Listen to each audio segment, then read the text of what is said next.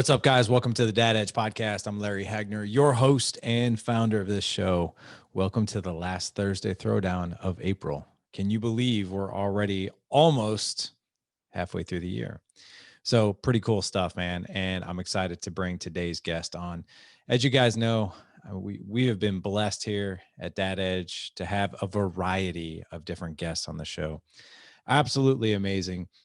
We just featured Chris Gardner from The Pursuit of Happiness. Buckle your seatbelt because next week we have Matthew McConaughey coming on. How about that? Just an absolutely amazing show where he talks about fatherhood, how he was raised, how he was brought up. Also, his brand new book on green lights. Well, not on green lights, but his new book, Green Lights, which is fantastic. It's literally in my top 3 now of all-time favorite books. I've got another incredible guest for you guys today. And before I do his intro, I just want to give you guys a quick blurb and a few announcements of just things that we have out there for you. So if this is your first time here, this is one of 3 shows that I do every single week. This is Thursday Throwdown. Wednesdays is our live Q&A, and Mondays is we're always interviewing somebody on that particular show, usually a bit of a longer show as well. Today, before I get into my guest today, I also want to share with you guys, go check us out on YouTube. We grow by almost 150 subscribers per day. So if you want to check out any podcast we've done, any interview we've done, along with just some inspirational videos of what it means to be a husband, man, and father, go check us out over on YouTube. I'll have a link for the show notes for that as well. Also, you've heard me talk about our brand new resource for you guys who are married. And just to kind of illustrate and demonstrate some scary statistics out there, we all know that in the US, there is a divorce rate of 50%, 50% now, which is absolutely crazy. What you might not know is the 50% that stay together. If you look at the statistics and surveys out there, couples are divided up into one of 3 camps. Camp 1, which is, and literally they're divided up 33%, 33%, and 33%. So 33% of marriages that stay together can actually identify their marriage as working and pretty much all that they had hoped for. How cool is that? Camp number 2 is, it's okay. It's not the best thing I've ever wanted. It's all right. I mean, I guess I kind of settled. It's not horrible enough to break up, but it's not as happy as I thought we'd be. We're kind of existing, kind of go out every now and again. Don't really have the deepest of conversations or connections, but it's okay. Not going anywhere. Then there's Camp 3. The last 33% of couples that stay together, and they are miserable, completely physically and emotionally disconnected. And the top 2 reasons that those marriages stay together are the kids, the perception of we got to stay together for the kids, or finances. So how might we, as men, husbands, and fathers, learn skills to improve the relationship with our wives? Because at the end of the day, guys, these are skills. And just to kind of give you a little teaser of my guest today, he was a Naval F-14 pilot. You don't just get into an F-14 and fly it and wing it, be like, oh, there's tons of people that fly planes. I think I'll figure it out. I'll just get up in the air and I'll figure it out, right? But that's how we go about marriage, which is crazy. What we don't realize is the skills it takes to actually fly an F-14. There are skills within marriage. There's your self-care. There's the partnership, which is the business side of marriage, the finances, the roles, the chores. You do this, I do that. Then there's the friendship. That's the deep knowing of each other. Do we have things in common? Do we like to spend time together? At the end of the day, are you my buddy? And then there's lovers. You guys are all men. You know what that's all about. Underneath those 4 pillars, you have a foundation of communication. Communication involves tactical empathy. It involves psychological safety. It involves a deep understanding of it's okay for you to share your true authentic self without shame or judgment or anything like that. There's also labels and mirrors. All those things are so important when it comes to communication. And here's the thing, most of us are winging it. We're jumping in that F-14 and we're like, I'll just try to fly and see what happens, right? And sometimes we crash into mountains, that kind of thing. So I've got a brand new resource for you guys. Actually, it's not brand new anymore, but if you go to the homepage, gooddadproject.com, right there in the top, you'll see 21 Days to an Extraordinary Marriage. It's a free resource. It's totally free. I don't want a thing from you. It's a email series, 15 emails over 21 days And what I do in those email series is I give you 3 skills on communication and connection that you can literally use. And then I give you 3 challenges that are fun to actually go do with your wife. The only thing I do ask of you is that you hit the reply button to one of those emails and just let me know how things are going, because there isn't a day that goes by that I don't get 3 to 15 emails in my inbox of you guys sharing where you guys are at and how things are working out. So go check that out. But I'm not going to talk anymore because I want to introduce our epic guest today. And his name is John Ramstead. And he's been married for 31 years. I bet this man's got a thing or two, a lesson or two on what it means to be married. And I can't wait for him to share. He's got 3 boys, 23, 21, and 17, and 1 3-year-old grandson. He started his career as a Navy F-14 pilot and then spent 25 years as an entrepreneur, nearly losing his family in the process. And in 2011, man, everything changed when he had an accident that put him under hospital care for 20 months and 23 surgeries. Just think about that for a second. Almost 2 years hospital care and 23 surgeries. That is when John learned how to make the important things in his life important. This transformed his dysfunctional family into a place of love, joy, and fulfillment. He even wrote a book called On Purpose, with Purpose.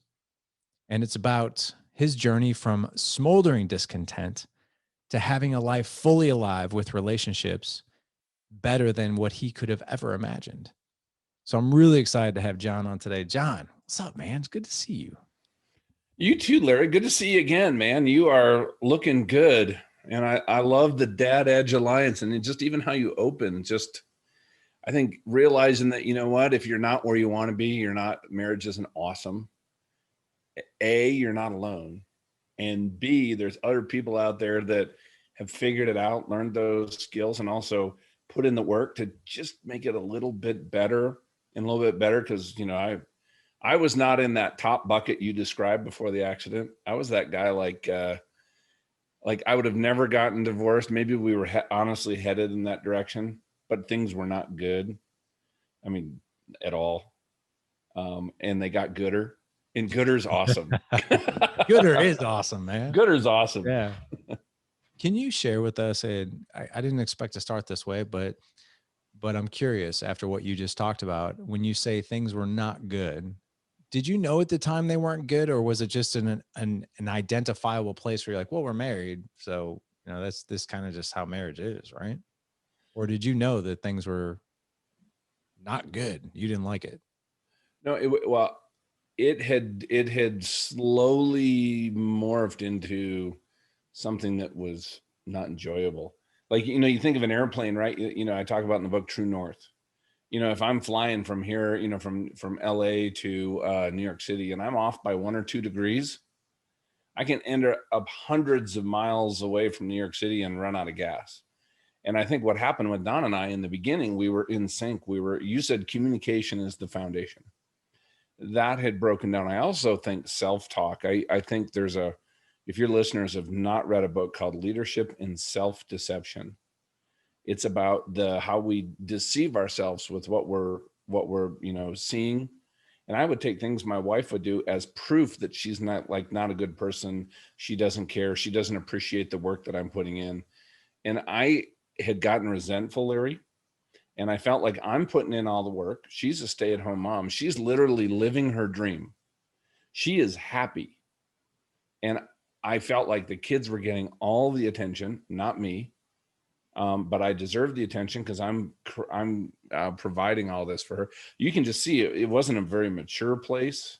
And it just led to, I don't know, I think I was a majority of the contributor looking back. I just have to own it. On creating a negative environment at home. There was times I didn't even want to come home after a 12-hour day because I knew it was going to be an argument. Usually it was something I was looking for, but wouldn't admit I was looking for, if that makes sense.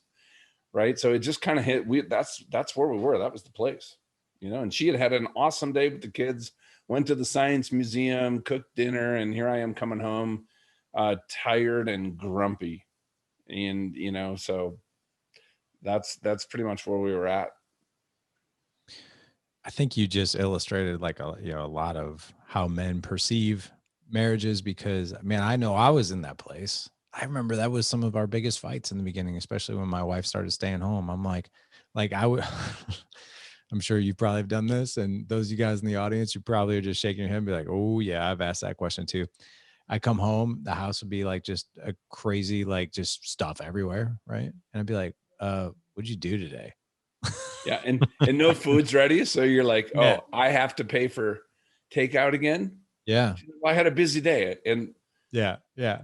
and I'm sure I said something that did not help the situation. Right. Hey, real quick, just a quick segue. Let's mess with some of these young bucks out there, right? I've been married for 18 years. You've been married for 31. If you've been married for any amount of time and your wife is going to stay home or she has stayed home, don't do that.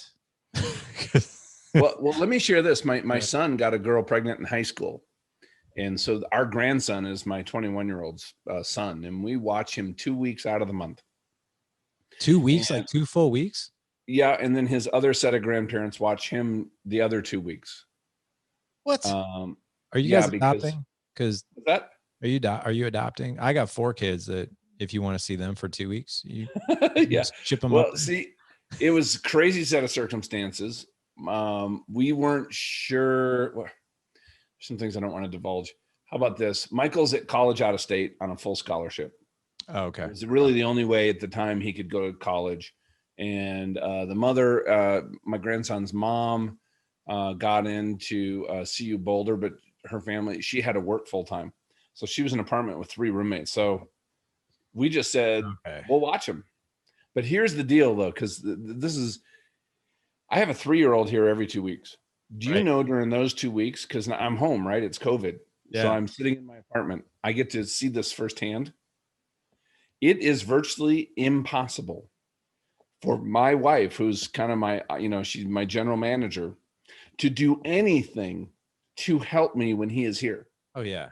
I didn't realize the constant, it is constant, perpetual motion. Play with me, Yeah. feed me, watch me, change me. I mean, she might be able to get an hour's worth of something done when he has a nap, which has gotten shorter and shorter. And I was thinking, we were talking about this. I was looking back. I said, when you had 3 of them, right? When they were 6, 5, and 1, like, how did you get anything done? She goes, well, I didn't. And you never understood it because you just Right. thought it, you saw them in the evening when they were kind of winding down. So yeah, I think maybe that's just a good reminder to people is if you got little kids at home, trust me, if your wife has anything done during the day, you should seriously affirm her and celebrate with her. Oh, Trust me. dude, you're not kidding. I think most guys, and again, this is not to downplay guys, because I think if you really don't know how much work these little human beings are, your perception of it is like, oh my gosh, like I just got done work. There's so much work to do. And you come home and you're like, man, all I want is a little bit of peace, just a little bit, maybe like some food. Like it doesn't even have to be like fancy food, be like mac and cheese for all I care, but it's done. I don't have to worry about it. And then you look at your wife like, did you even do anything today? Right. But yeah, you're right. I mean, the thing is we have a 5-year-old right now. And when he's not in school, he goes to school Monday through Friday. But on days that he doesn't go to school, I mean, it is constant. And it's kind of like Family Guy. It's like mommy, mom, dad, mom. Yeah, it's never ending. But Well, the two is guys, right? I think guys tend to live in these little boxes. yeah. And women live in everything is all in the same room. So we come home and we make a comment about the house. We make a comment about dinner not being ready. Well, that all happened in the family room. And now finally kids are in bed and you're up in the bedroom and you've closed all the doors between here and the family room.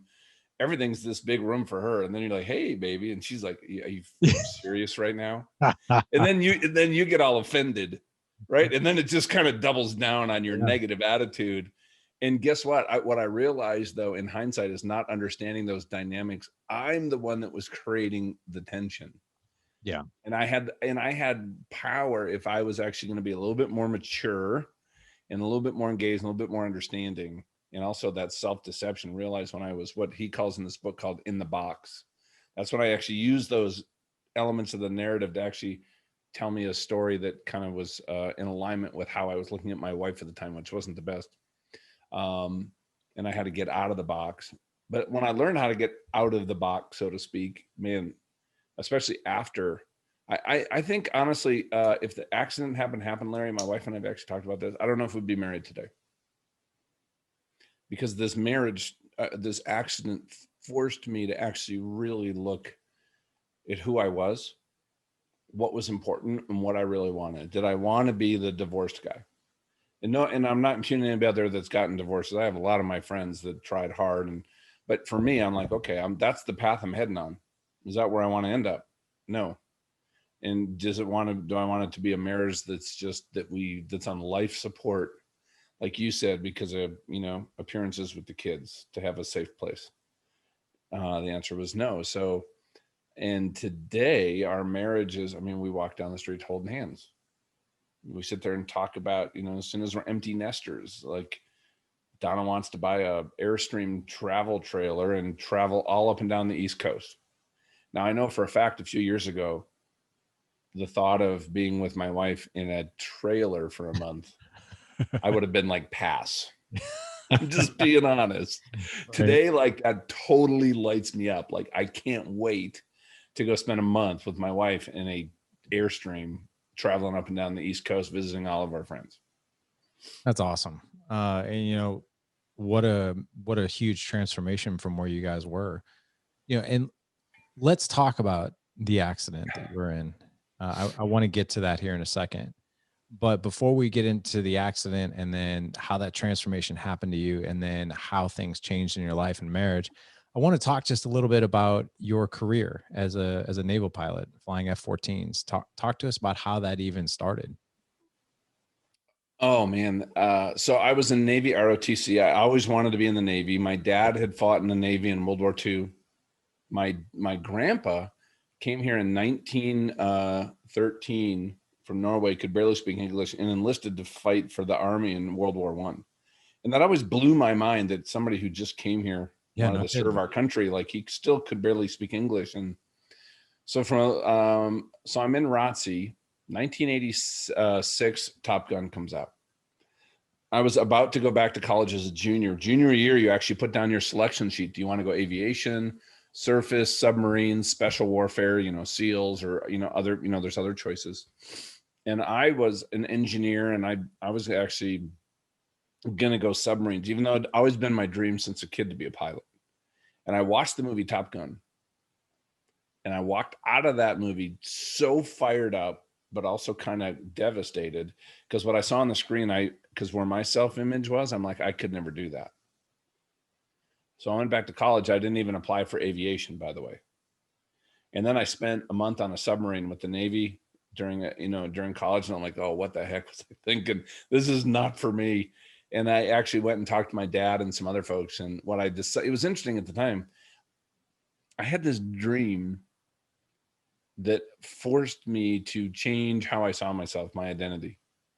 And that was hard. And I had kind of given up on it.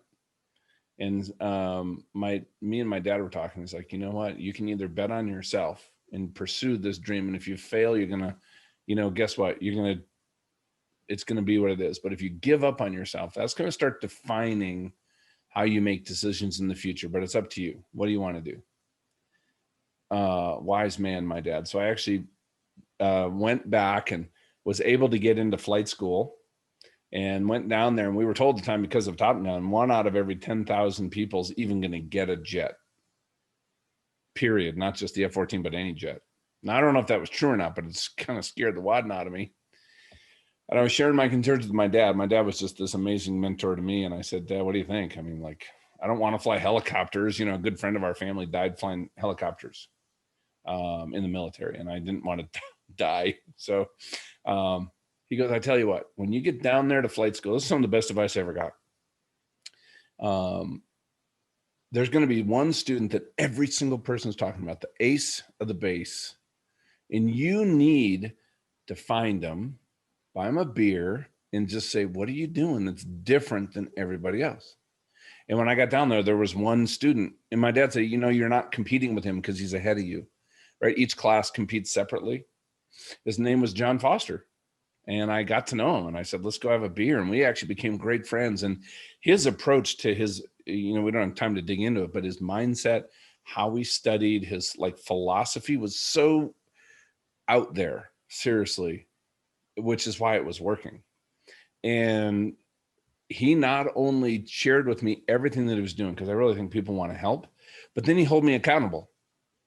Like my wife came down once to surprise me and went to the bar where everybody hangs out on Friday night, and I wasn't there because I was at home studying, because I hadn't done what I was supposed to do on Friday before I could go out to the bar. I hadn't finished it yet.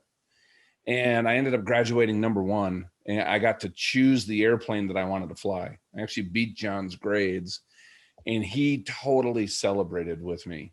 I mean, but here's what that taught me, Larry, right? Whether I want to be an amazing father or husband, or business person or whatever it is, my whole life has been defined by finding people that have the fruit on their tree that I want to have, and just asking them if they would share with me, would they mentor me, could I learn from them?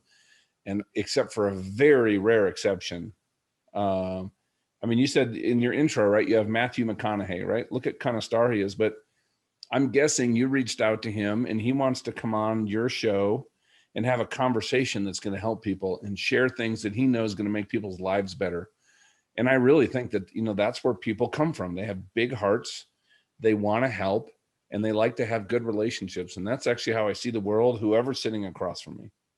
But that's how the whole thing started. And then I got to tell you, man, flying in the Navy, from primary flight training through then learning how to fly a jet. And then I had to learn how to land on an aircraft carrier. And then I had to learn how to do air combat and bombing and air to ground strafing. I mean, it was awesome. But every single flight, the environment that you were in, if you made a mistake, every single flight could be your last flight. If you got what's called a down, which is failing a flight, you might get one retake or you might not. If you got a retake and passed, if anything happened after that, you're done. And so in advanced jet training, I got a down. It shocked me to the core because I worked so hard to prepare in air to ground bombing. And then I passed my retake and, clearly graduated, but it was interesting. You have this culture, everybody competed, right? Like for fighters, like in my class, there was 30 people that graduated. Like I don't even know how many people started if you actually kind of back up the chain, because at every little wicket, 50 to 60% of people, there was attrition. But there's 30 people in my jet class, and only 2 of us got fighter slots. Me and another guy. Everybody else got anti-submarine or transport or things like that. But in this group, even though it was hyper competitive, but it was also dangerous at that point. When I got my wings, Larry, I'd already been to 3 funerals. Oh that was my pretty gosh, sobering. I'm just telling you, it's an element of naval aviation that we don't really talk about. It's also super dangerous. So we would sit down over a beer and we would all share, what's it like to fly with this instructor? We all wanted to help each other.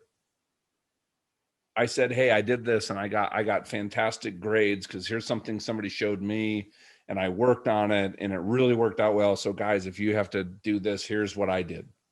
Oh yeah. And let me tell you about this. And let me tell you about this. So it was this amazing culture where it was so competitive, but everybody actually, even if I didn't like you per se, right? You weren't the first guy I'd come to and get a beer from. Our class, maybe it was unique in our group, but we would sit down and share everything with each other. And I just felt like, you know what? That's the way life should be. We're all competing. But what if we all served each other and we cared about other people's success? And in doing that, guess what? People share with us and our life is better. And I've honestly tried to sow that worldview that a rising tide lifts all boats into how I've raised my kids since they were little guys, right? Because I didn't have this. One of the things we always said to our boys since they were kids is that, you know what, you guys are going to be competing to see who is best man in each other's weddings. Families forever, right? You guys are going to be best friends forever. And today, My 3 boys at their ages are inseparable. My 23-year-old and 17-year-old were over last night for St. Patrick's Day, and they're sitting on the couch, absolutely just cracking up and sharing stories and talking about what's going on in their lives. And I just sitting there as a dad, just like, this is awesome. Yeah, that's heaven for a parent to see that. Oh, totally. Cultivating like an environment like that where people are close. I think Yeah. it'd be very, very hard on the opposite end of the spectrum where you have, kids that don't speak to each other, and there's that dysfunction that's a part of the family. Well, that's my family. My brother doesn't speak to me. My sister barely does. Neither of those two really speak to mom, but that's what kind of the environment I grew up in.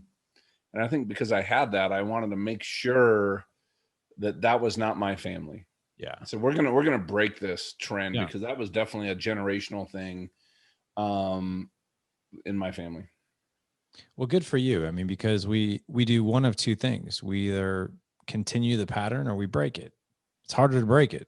It's easy to keep it going because that's what we know. So good for you for doing that. It's part of the reason why I'm doing this work, is to break the pattern that I was raised in, which obviously we won't get into that because this show's about your story, but I get it. It's harder to break a pattern, but it's so much more enjoyable when it works out well. Yeah, Right. no And you're doubt. reaping the benefits of that. I really want to get to what happened in 2011. Explain to us the accident. So I'd been working my way up in business to, Fortune 100 companies, and was just, I wanted to build something again and build my own team. So I started a company in 2011, and through this got introduced to somebody who was on the board of Family Talk, which was a new nonprofit that Dr. James Dobson had started, who I didn't know, but I got invited to a retreat that he was hosting with just the board. And there were some neat people on the board up in Great Falls, Montana. So I flew up there for this small retreat on Thursday. On Friday, we're supposed to go horseback riding to the back of the property to have lunch and get to know each other better. So I'm the first one saddled on this horse. And if anybody's listening is a horse person, there's a picture right after I got saddled, and this horse has his chin tucked down and his ears like literally flat back. Like this cat did not like me, and I was clueless. I'm from Minnesota. I've never really ridden, I've done trail rides, right? All of a sudden, this horse starts trotting out into this open area, and I'm bouncing along like crazy. Right? This is not comfortable. But then all of a sudden, he bolts and he takes off, does a 90-degree turn, and I'm laying flat on his back, and his rump is pounding me in the shoulder blades, and I'm scared to death. I'm going to flip off the back of this horse, get kicked in the head, and die. I was convinced. So I did the one thing I could think to do, and that is to squeeze my legs as hard as I can. Now, I'm a dude, so I did not read the owner's manual. What I did not know is I'm telling that horse to go full speed. That is the signal, squeezing with your legs for a trained horse. Turned out this was a trained horse that had gotten in the trail riding group by accident. And this dude found another gear. I mean, he is flat out. I have never been on a horse running. I mean, your head is maybe 15 feet in the air, and it is, I've been supersonic. I've done low levels in combat. Nothing prepared me for this, Larry, I'll tell you that. I look ahead, there's a fence line all the way along my right-hand side, about 80 yards down. At the end of it, and we're heading straight toward it, was these series of paddocks, and all this is made of these 3-inch rolled steel beams. And so and it was clear to the left. So I grabbed the left rein and I yank on the rein to get him to turn on because then I'll slow him down. And he pulls his head back, doesn't even break stride, doesn't turn, and accelerates. I'm like, seriously, this is not computing. I felt like incredulous. I grab the rein, I pull harder. He yanks his head back, finds another gear, and doesn't turn. And I'm freaking out. I have never lost it mentally with everything that I've done in combat, being shot at, raising teenagers, right? Nothing prepared me for that moment right there. And spinning out of control. Like, I got to jump off this horse. If I jump off my horse, I'm going to break my neck. If I break my neck, I'm going to die. I don't want to, literally just spun out of control until this moment. I don't know if you guys have ever had that. you know, us guys who are adrenaline junkies, you know, ever had that when time slows down? That's actually caused by massive adrenaline. But I had this moment of clarity, and I remember thinking to myself very clearly, this is not going to end well. That's how I said it to myself. And that's the last thing I remember until I woke up on the ground. Horse at a full gallop came into the fence, dropped his butt, and he bucked so hard he flipped over.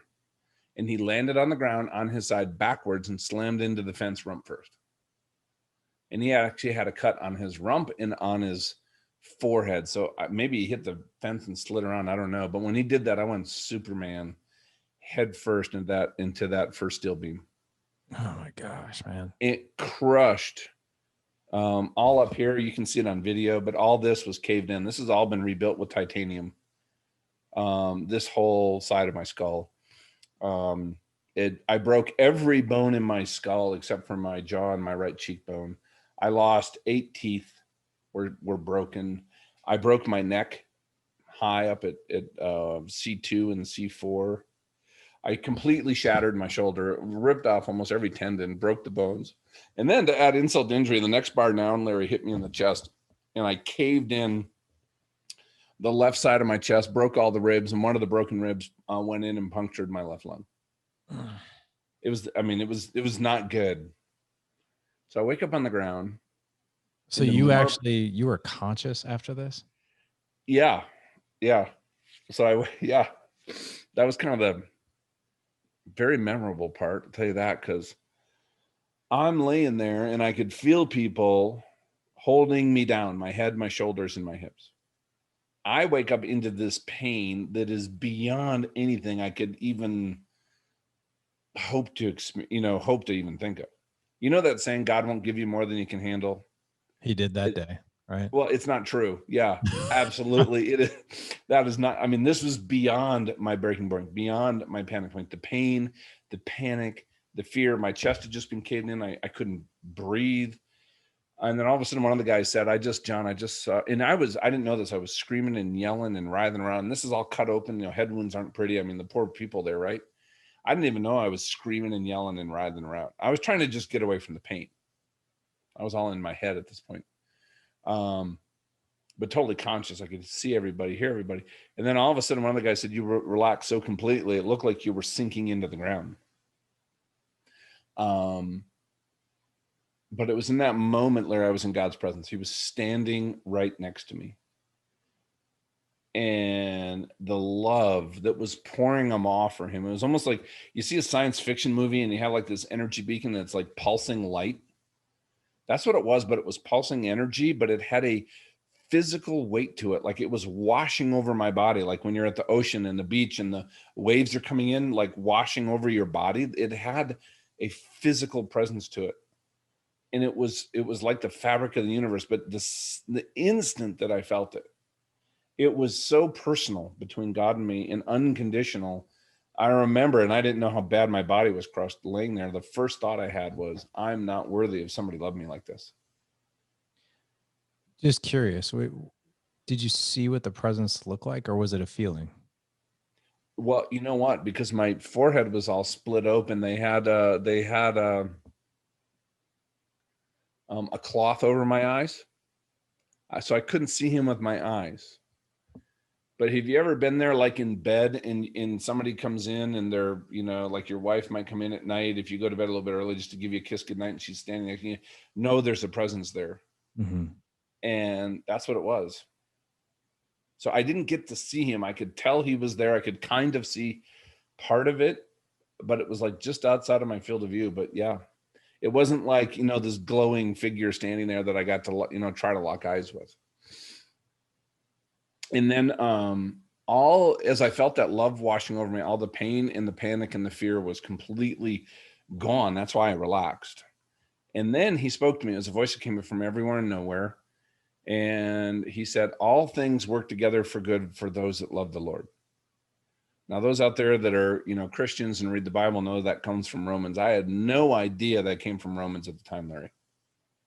I didn't know. That's not where my life was. We were kind of Christmas, Easter folks kind of deal, right? Creasters. We were creasters. We had to get the pictures. And then he said, John, I'm going to heal you. Now think about this, how profound this was for me afterwards, that the God of the universe actually cared about me, knew me, came down and told me that he was going to heal me. And then he said, the Lord giveth, the Lord taketh away, blessed be the name of the Lord. And as soon as he said that, I knew with total certainty my left eye was blind. And it is permanently. All the bones behind the eye socket where it hit the fence shattered, and the broken bones severed the optic nerve. So my left eye is not connected to my brain. So then I woke up and just said, hey, God's here. You don't have to worry. It's going to be okay. And then I get to the hospital, and here's where this really affects things, though. I get to the hospital. My kids come up. Donna's told I'm probably not going to make it. My kids are only there for about a day and a half because I know with a brain injury, it gets worse. It's like this weird thing, like you're okay for about 48 hours, and then you drop off a cliff because the brain swells actually really slowly.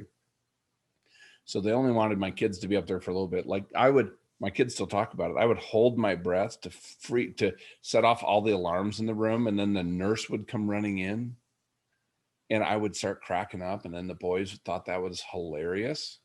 Nurse, not so much. Now I had post-traumatic amnesia. I actually don't remember doing this. So I was in the bed trying to, I didn't want my kids to feel afraid about dad because it didn't look good, I'll tell you that. I mean, just physically. But right after they left, a friend of ours came up and drove them from Montana back down to Denver. It really got bad. And the neurosurgeon comes in and says, we need to take off John's skull and fix all this stuff. The dura around my brain was lacerated. The base of my skull was, there was stuff in my brain. The whole thing was a train wreck. Like they didn't think I was going to make it, right? But we got to give this a shot.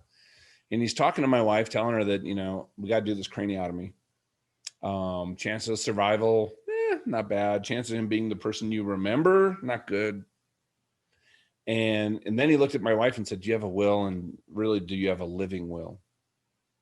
And we had actually redone our estate plan, and we were supposed to sign these docs when I got back from this trip.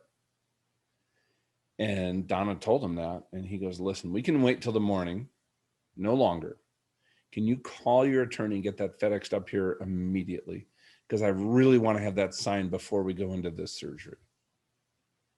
I'm like, oh, man, it got real. So they left the room. So even though I was in God's presence, which was new for me, I heard this conversation, but here's what I was convinced of, Larry, is next weekend was my funeral.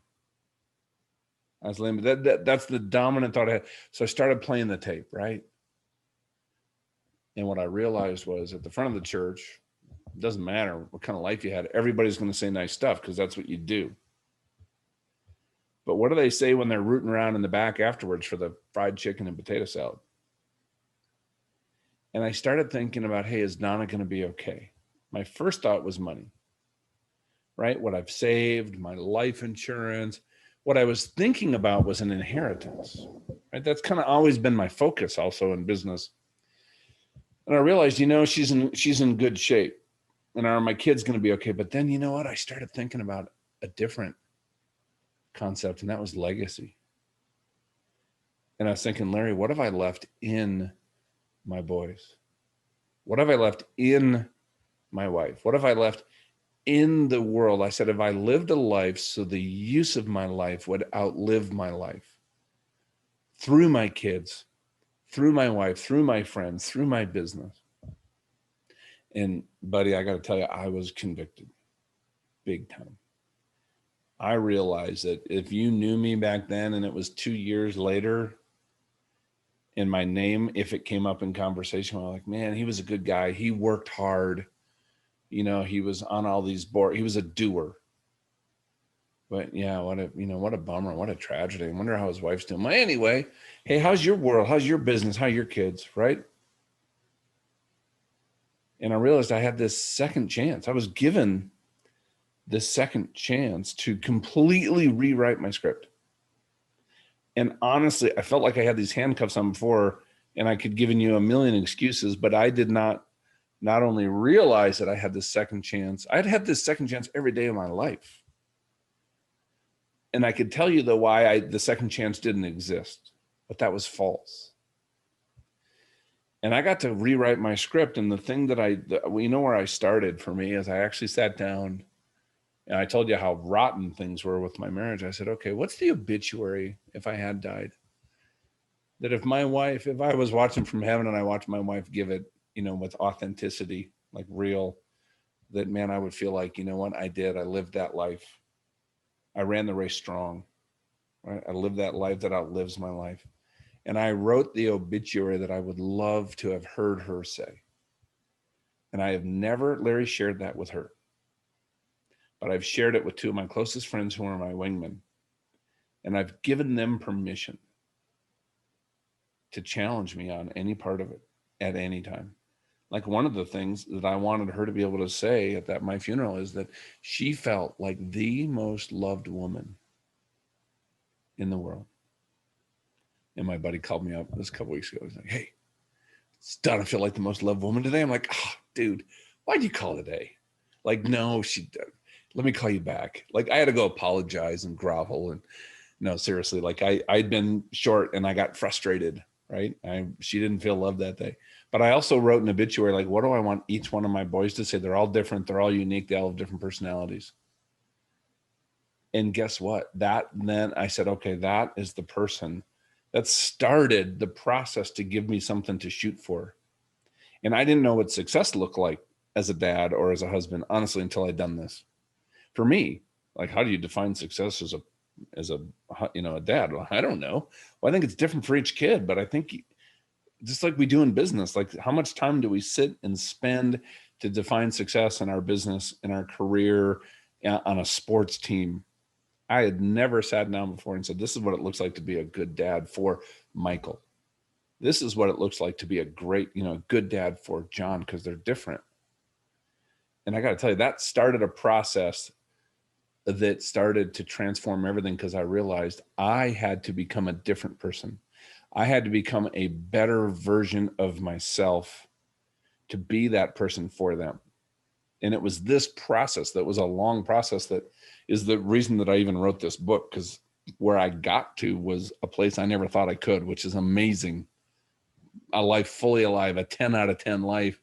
And I didn't think that was even accessible before this accident. Dude, I love your story, man. Couple of quick reflections back to you. Yeah. Number one, most of us never get to write our own eulogy. And that's a very powerful thing, because most of us we think about today, think about tomorrow, the weekend. Maybe if we're lucky, we're thinking a month out, maybe, right? Maybe. And the eulogy, you're right. It's an exercise. It's something that I honestly think every man should do, and do it as quickly as you possibly can, because that is beginning with the end in mind. And I love that you said legacy is forever. We actually have a challenge coin for guys in our Dad Edge Mastermind, the Alliance Mastermind. The front, obviously says Dad Edge Alliance, and the back is legacy is forever. And that is so important, because the other thing you mentioned too is about work, defining success at work. And would our eulogy be like, yeah, he worked really hard hours, made a lot of money. And yeah, we had great vacations. Woo! We had great vacations. What I can tell you is that I've had the distinct honor of listening to hundreds of men's eulogies, because when they come and do life with us in Dad Edge, that's one of the exercises we encourage them. We don't require it, but we encourage them to do it. And we've heard hundreds of them. And I've never seen a dry eye when a man has read his own eulogy. And sometimes he'll do it as his son is reading it, his daughter's reading it, a friend is reading it, or his wife. And there's never one bit in there about how many hours he worked, or how successful he was, or what his title was, or what kind of car he drove. It had everything to do with the connections, the relationships, and exactly what you said, the legacy, but no materialistic legacy. Is like, how did this person imprint my life and the lives of others? And the other thing I want to reflect back to you as well is, you could have gone either way with your attitude towards this recovery, and you could still go either way. with recovering from this. Life isn't fair. Why did this have to happen to me? Yet you're taking this as as a moment of strength. And I'm not saying that every day is easy, but a moment of strength where, like, you know what, from now on, things are going to be different. I'm going to be more intentional. Exactly. Your book, purpose. It's going to be more purposeful. It's going to be more intentional. The follow-up question, I'm so curious about this. You have 3 sons. I have 4. And let's talk to the men with daughters too, right? Let's not leave them out. You said something there that was really, really important. And that is all 3 of them are totally different and need different things from me. How do I love, your 21-year-old, your 23-year-old, this, I think 17, correct? Correct. So I'm thinking about this, like Ethan, Mason, Lawson, Colton, my 4 boys. And as you said that, I was like, man, all my boys are totally different. How I show up for Ethan is different. How I show up for Mason. How I show up for Lawson is different than Colton. So can you give us an example of things that you do? Like, if I'm going to love this boy, here's what that looks like. Specifically, it is not a blanket statement. I don't go about this, hey, they're all the same. They're all boys. Just same thing. But give us an example of the purposeful love and connection that you have with one of them and how you go about Yeah. it. And let me start with this.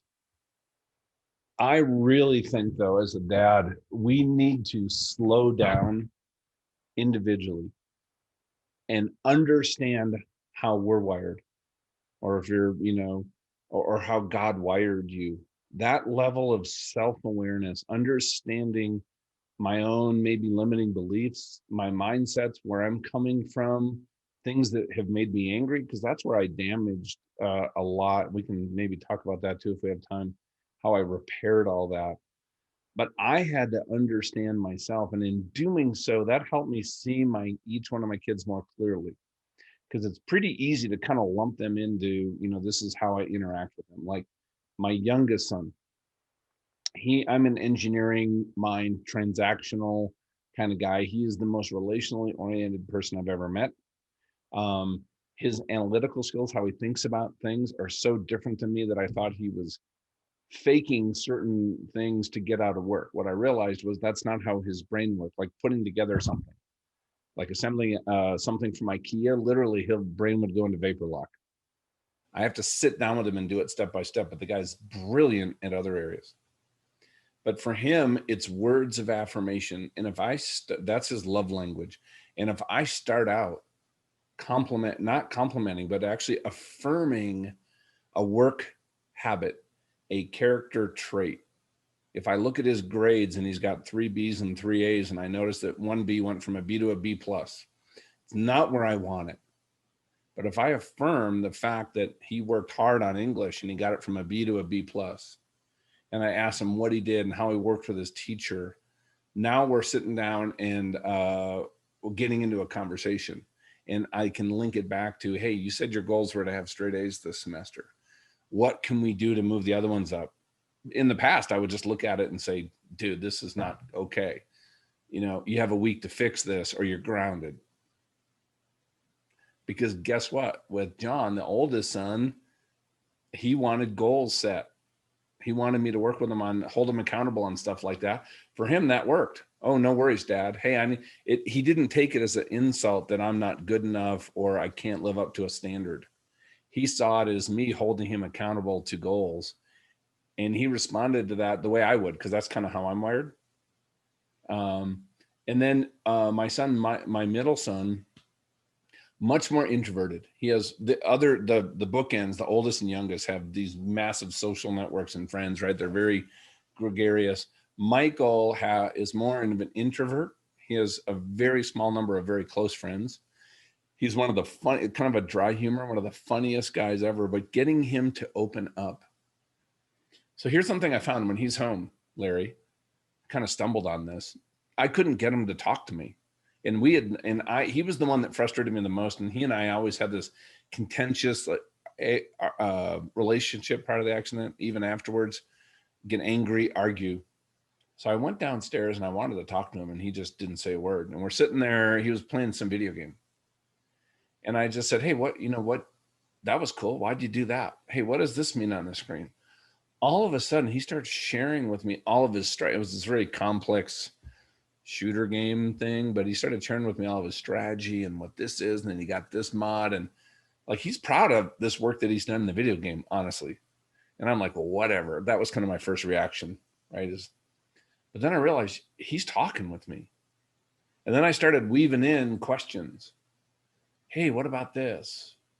You know, and also he's the guy faced with, you know, this was, you know, coming up, right? 3 years ago, right? He's faced with, as a teenager, being a dad. We had to walk through this whole process together. And he, you know, it was hard. He didn't know how to talk about it. He's 17 years old. How do you talk about the fact that your life is not what you were expecting ever? Right. And then I said, hey, how you feeling? If I just asked him that out of the gate, it'd be like, no, I'm good. But once we got the conversation going, I don't need to have that kind of, you know, get some of that, you know, kind of flow going with the other boys. So everybody is totally different. They have different values, they have different personalities, they have different strengths and weaknesses. And I think the more that we understand ourselves, that allows us to understand our kids, you know, and then work with them in a way that best serves them, not best serves me.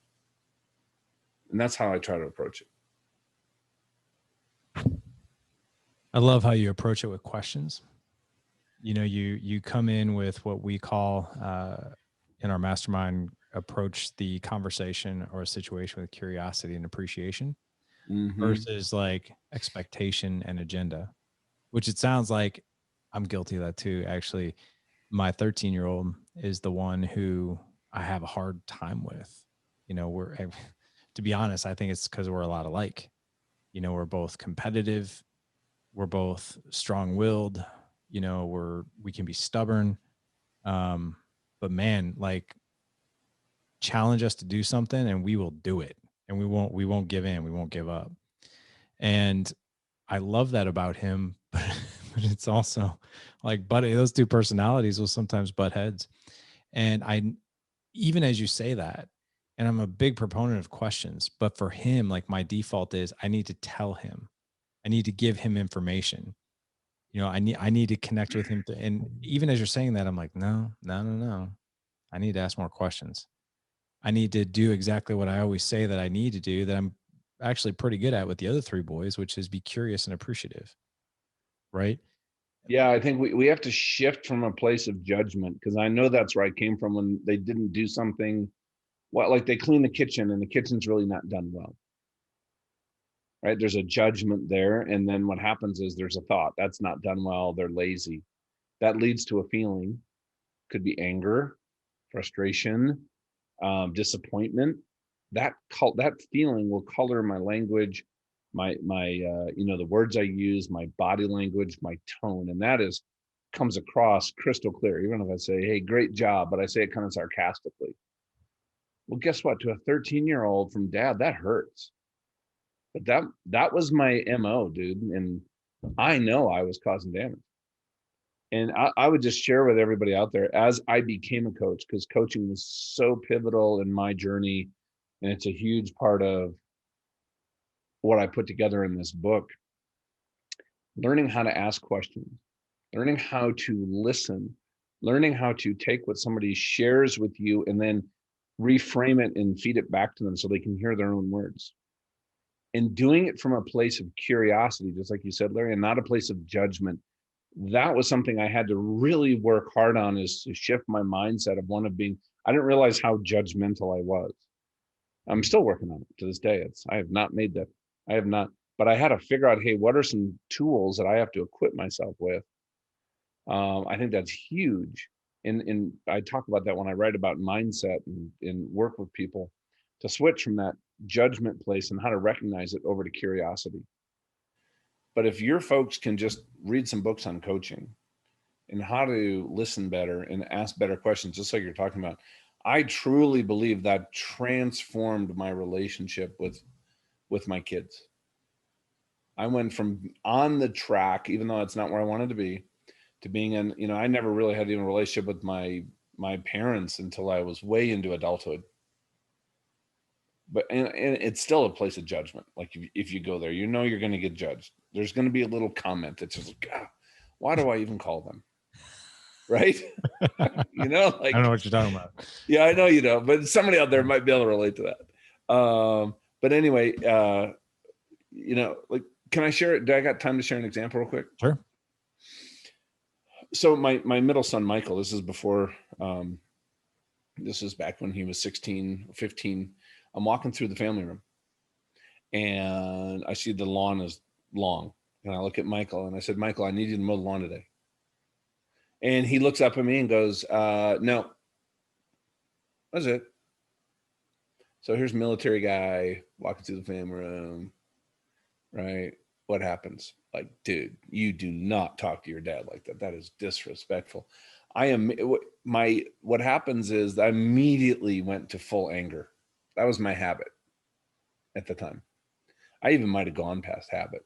So out of that anger, we did not have a calm conversation about the lawn. I started yelling at my son, telling him how ungrateful he is, all the stuff we provide for him. He plays hockey, go mow the flipping lawn.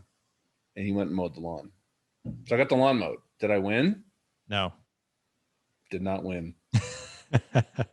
Now, what I realized was, though, honestly, I think God really put this on my heart is, dude, you guys do not have a good relationship.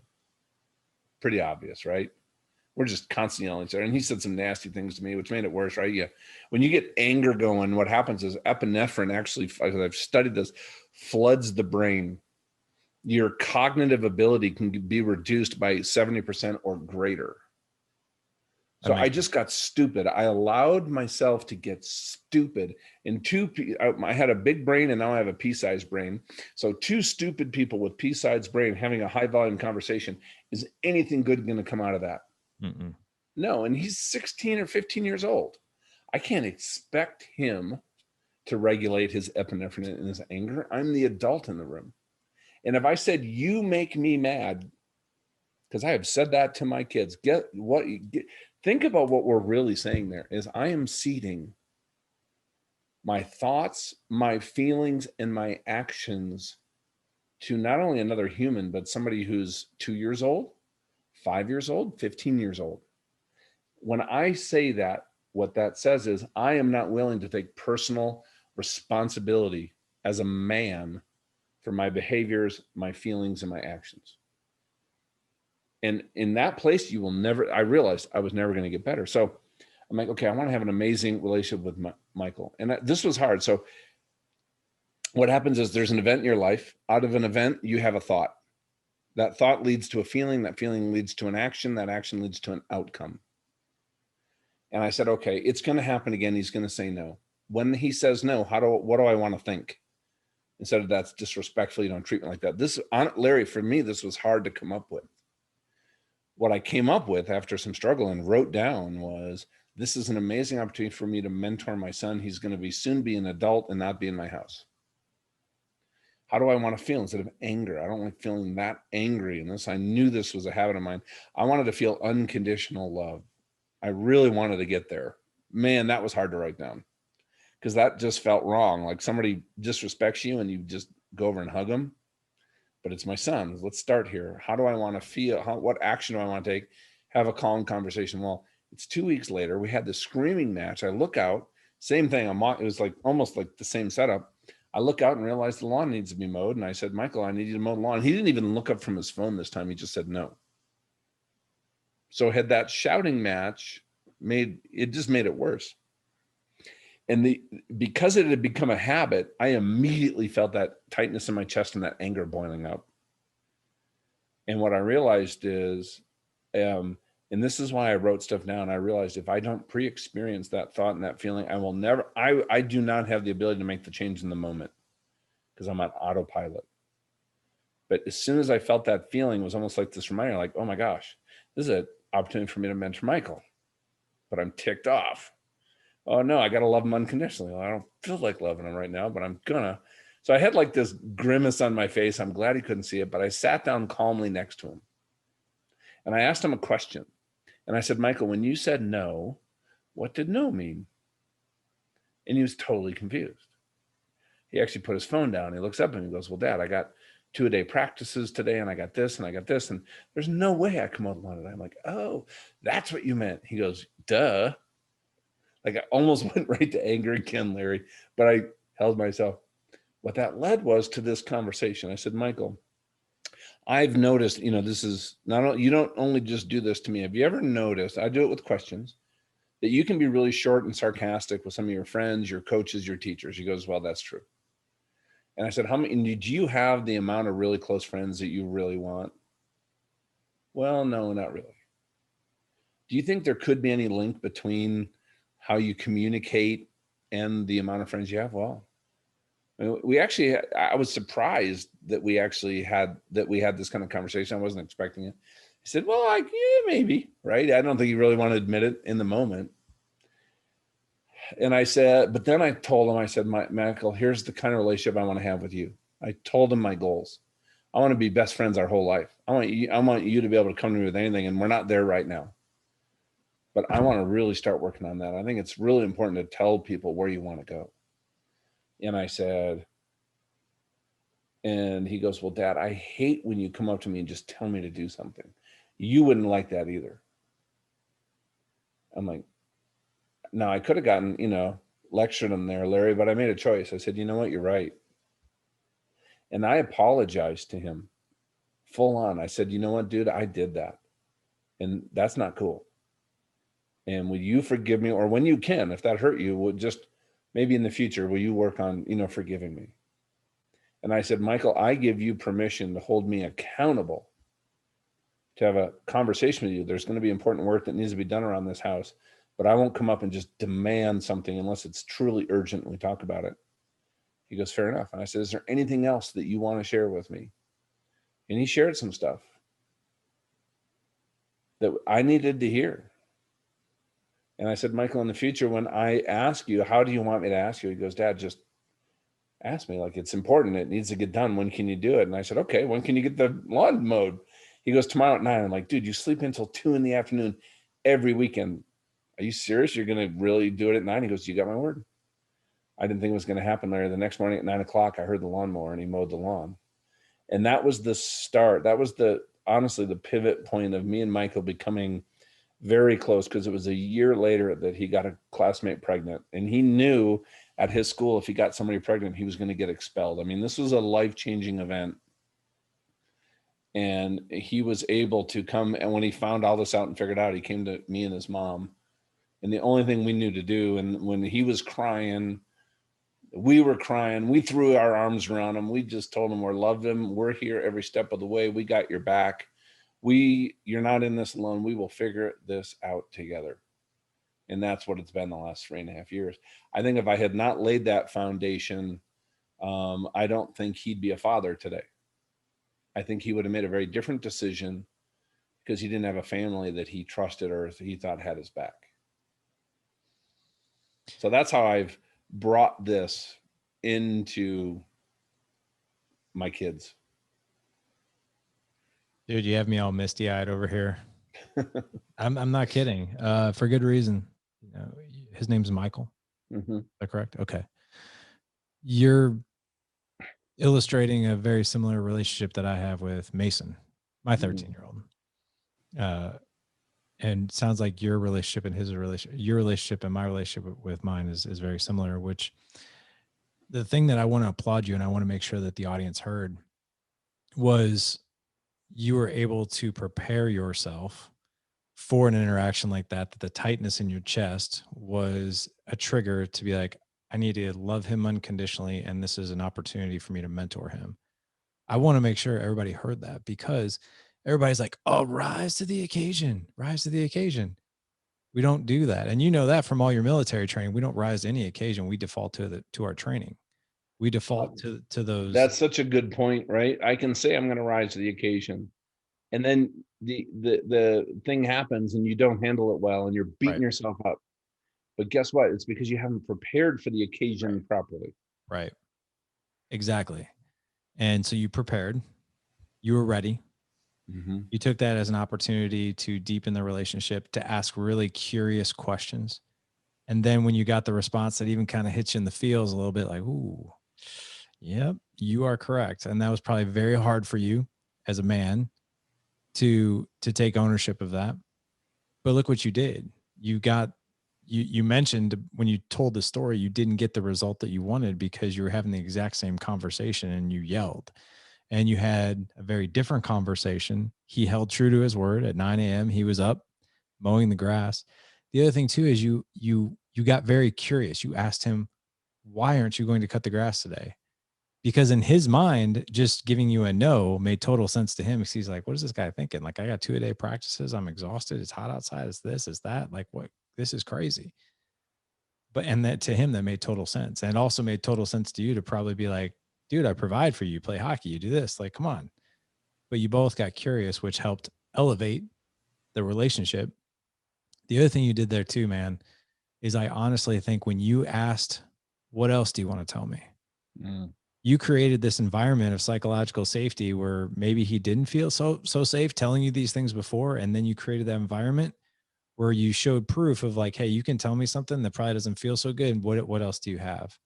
And he was able to share. Just before that, I told him he can hold me accountable, his dad. Yeah, that was another one. Right. And he goes, really? I'm like, yeah, I want Michael, I want us to have an amazing relationship.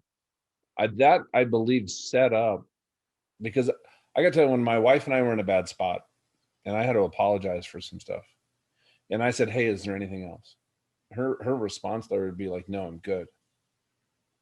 But that wasn't true. It's, I don't want to share with you because it's not safe. And and it took me a while to realize that's why she wouldn't give me feedback. Yeah. Because I would turn it around and use it even, the next day or a couple days later as a zinger.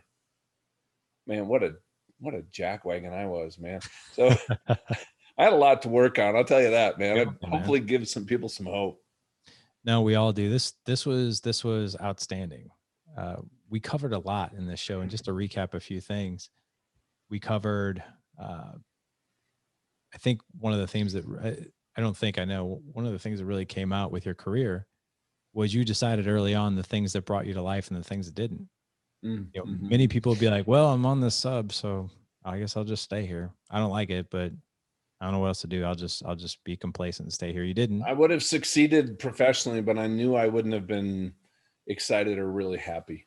Right. It would have been intriguing and interesting, but it wouldn't have been, dude, like flying a fighter off a carrier, dude. Forget about it. It was pretty awesome. Pretty cool. You feel the need for speed. I'm telling you. Yeah. Yes, I did.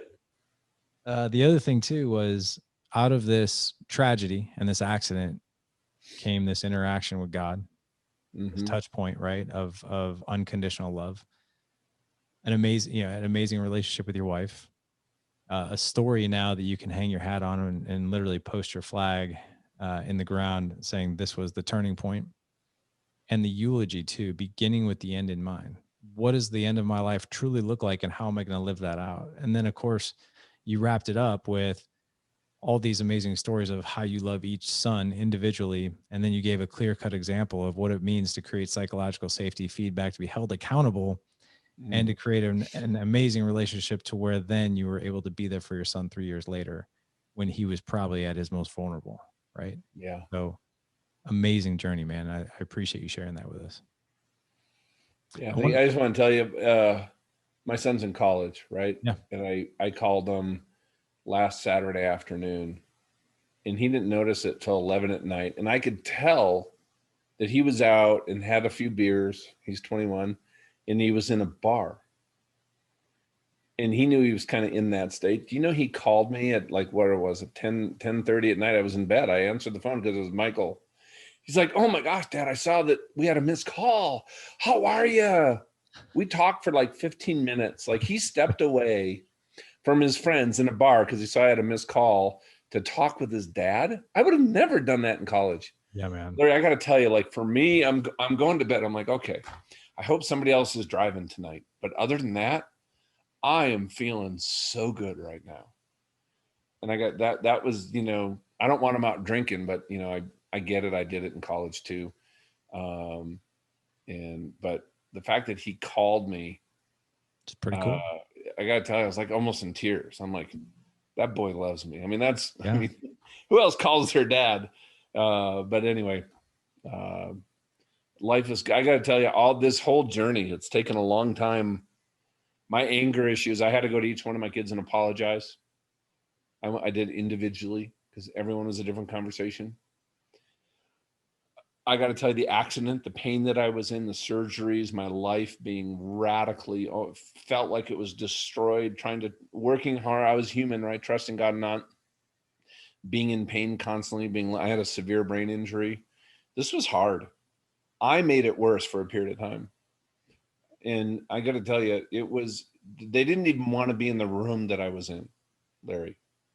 So I just want to tell everybody listening, whatever your circumstances are, no matter how bad you think it is, your kids won't even talk to you. They won't even be in the room that you're in. Your wife would rather walk out the door than, be anywhere near you, because that's where I was. Right. Today, COVID was the biggest blessing that's ever happened to our family, because I had all three of my boys, my daughter-in-law, Donna, and our grandson under our roof for 5 months. That's cool. Do you know we never had an argument? There was zero strife. Every night we cooked together. We played games. We went on walks. We watched movies. And that doesn't happen when you have adult kids, right? And it was like, I remember my wife and I just sitting there on the couch one night, and everybody's all there talking, and they're all laughing, and we're just looking at each other like teary-eyed, like, this is our family. I would have never dreamed that was possible even a couple years prior. So I just want to give people hope that regardless of what it looks like, you can move toward and get that amazing marriage and relationship with your kids that maybe you lay in bed at night looking at the ceiling dreaming about. It's in front of you, and let guys like Larry and being in the mastermind and help you get there. Amen to that, man. Hey, I want to make sure the men know how to find you, all your resources, your book, in case they want to connect with you. So as far as links and best place to find John, where do we do that? Yeah, best place is beyondinfluence.com. And I love, with my book coming out, On Purpose, With Purpose, it's not only a story of this whole journey, lots of stories about being a fighter pilot and business and my kids, but how I made all the changes every step of the way so other people could get some of the results I have. And that's beyondinfluence.com/book. And I'm on all the social media. Just search John Ramstead. My son is also the same name. So if you look at somebody who looks in their 20s with red hair, that's not me. The other one is me. I'm the old guy with gray hair. So I would love to connect with you. Anybody that emails me, I get back to everybody personally, and love to serve you or be useful to you any way that I can. Guys, not to worry. We're going to have all the links in the show notes for John, for his book. Quick funny thing. So I founded Good Dad Project back in 2012. That was my very first tagline, On Purpose with Purpose. So that was kind of cool. Like, no kidding. That's awesome. Yeah, it was just on purpose. I actually have it on the back of a shirt, On Purpose with Purpose. But you can find everything over at gooddadproject.com/Thursday 261 for this show. Again, gooddadproject.com/Thursday 261. Now, I will say this, John, I usually end every show with Live Legendary. It's become a tagline of ours, but another one I haven't used for a while, and I think it's appropriate for this show, is legacy is forever, right? Legacy is forever. Yep. It's what you leave in those people around you as you live your life. That's right. Yeah. Thank you so much for coming on today, man. This was priceless. Absolutely much needed. Oh, it's great to be on. And Larry, thank you for what you're doing. You've taken your life and your time and your treasure and your honor to sow it into other men. Talk about a legacy. I mean, our company's named Beyond Influence. That's what you're doing. You're affecting men who are going to up-level their family, up-level the relationship with their kids, that will have a generational impact. And you did that because you care about this. And you know what? What a great example. Thank you. Oh man, I'm honored to even receive a compliment like that. Thank you so much. It came from a really dark place. I didn't have the physical tragedy you did, but this whole thing got started in a dark place. So I appreciate that. Thank you. Yeah, of course. Thank you. You bet, man. Well, gentlemen, hey, we're going to end it like this. Go out and live legendary, because legacy is forever. Take care.